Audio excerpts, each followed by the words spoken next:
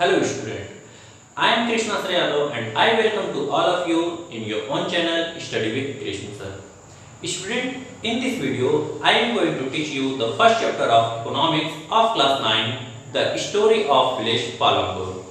Student, ये जो village Palampur है ये एक इमेजिनरी विलेज है। आप अगर इंडियन मैप में कहीं पे भी ढूंढेंगे कि इस प्रकार का विलेज हमको कहीं देखने को मिल जाए तो आपको कहीं ये विलेज देखने को नहीं मिलेगा। ये एक इमेजिनरी विलेज है। गिलबर्ट इसेना ने इसे अपनी एक नैरेटिव स्टोरी में इसे डिस्कस किया है।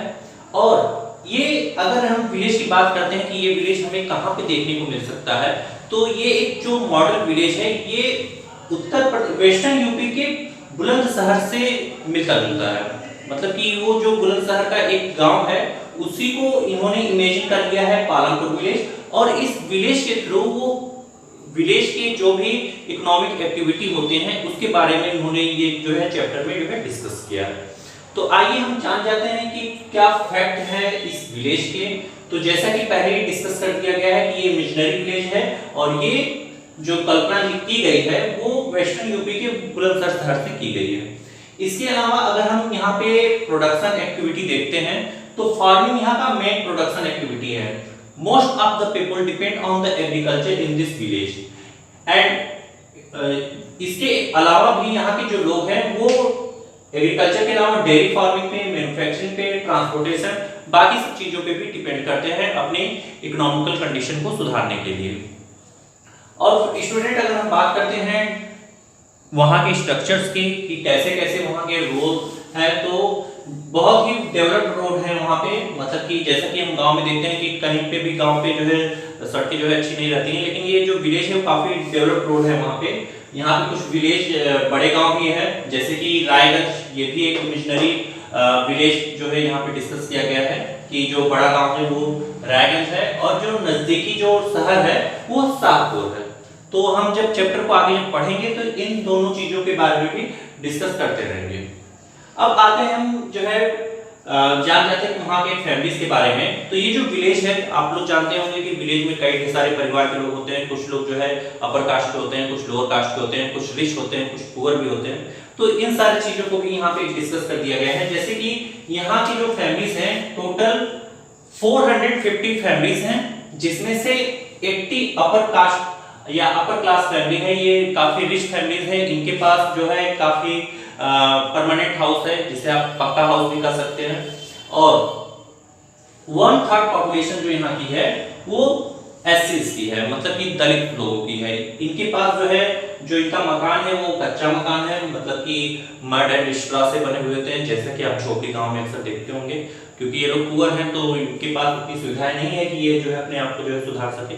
तो इनका जो मकान है इनकी कंडीशन जो है वो मड एंड स्ट्रॉ में रहने लायक की है। तो ये पुअर कैटेगरी से बिलोंग कर सकते हैं। अब आते हैं फैसिलिटीज के बारे में। तो जैसा कि पहले ही बता दिया गया था कि ये डेवलप्ड रोड यहाँ पे है तो यहाँ की फैसिलिटीज भी काफी सुधार में होंगे। तो पहला चीज जो है यहाँ पे रोड्स काफी जो है डेवलप कर चुके हैं। इसके अलावा जब रोड डेवलप है तो ट्रांसपोर्ट की सुविधाएं यहाँ पे काफी अच्छी होंगी।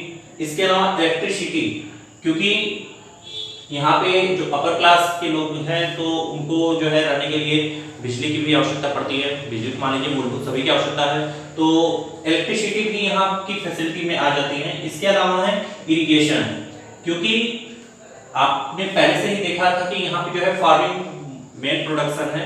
तो फार्मिंग तभी पॉसिबल हो सकता है जब तक इरिगेशन की सुविधाएं न हो।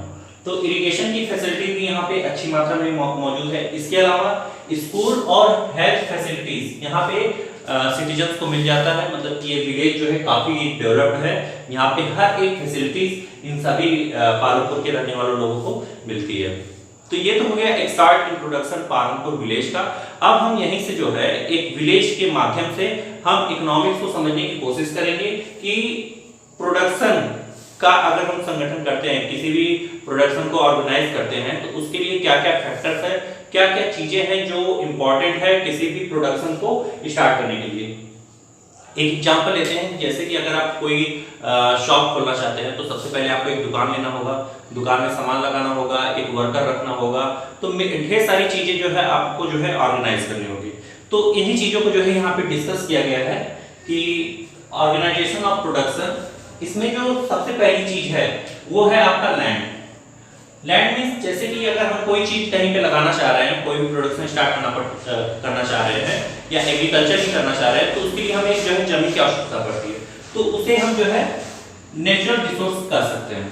नेचुरल रिसोर्स में आपका फॉरेस्ट भी आ सकता है, वाटर भी आ सकता है, मिनरल्स भी आ सकता है, जो भी आप प्रोडक्शन की स्टार्टिंग के लिए चाहिए वो लैंड के अंतर्गत आ जाता है। इसके बाद जो है हमें लेबर की आवश्यकता पड़ती है।